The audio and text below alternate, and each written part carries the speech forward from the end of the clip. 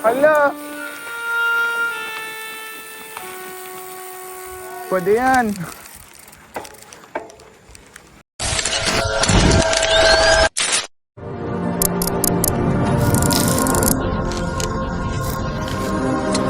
...40 kilometers ride recon ng Overland Gravel Race. Tara, ikwento natin. Starting line, Mimosa Drive. 5 kilometers ang first stretch ng route dito yan sa loob ng Clark. Mga daan, medyo maraming stoplight pero sobrang solid ng mga bike lanes. Nirefresh lang din natin si Utol sa mga hand signs para aware siya since ako ang mag-spearhead at tayo ang may mapa. Maraming mga siklista kaya matik babati tayo. Nag-U-turn tayo after 2 kilometers para makapasok sa first gravel segment. Napaka-importante na before kayo pumasok, nabuwasan ang mga hangin ng mga gulong kasi combination ng loose gravel at lahar ang madadaanan. Pero hindi pa nga nagiinit ang mga puwet namin, meron agad bad news. May sign na road close, pero nagbakasakali pa rin kami.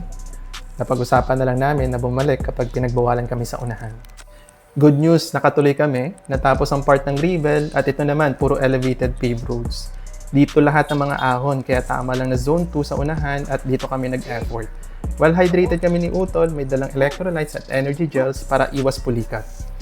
After ng mga akyatan, halfway na to at nakaka 20 kilometers na tayo. Pasok sa maliit na iskinita para sa second gravel segment, well taught ang route at pang beginner talaga.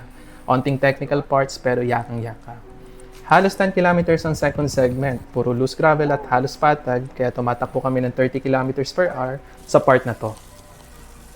Para sa video, kunwari malakas pa tayo sa part na to, pero laspag yan.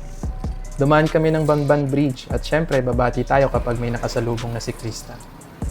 Medyo binilisan ko na dito at sinamantala dahil walang headwind. Kumana na kami para pasukin ang huling gravel segment ng route. Bali, 4 ang gravel segments ng route na to, kaya may enjoy nyo kung first time nyo mag-gravel ride. May river crossing sa umpisa at huli, perfect pang highlight sa mga video na gagawin nyo. Pero be ready guys, at for sure, basa ang shoes at medyas nyo. Sa huling 10 kilometers before ang finish line, easy na at puro kalsada na madadaanan mo. Pabalik na to ng Cycles and Brew, kaya saktong pang cool down after ng grueling 30 kilometers na dadaanan namin.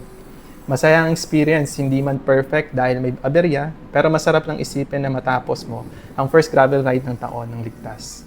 Kaya for sure, uulitin ang mga rides na ganito.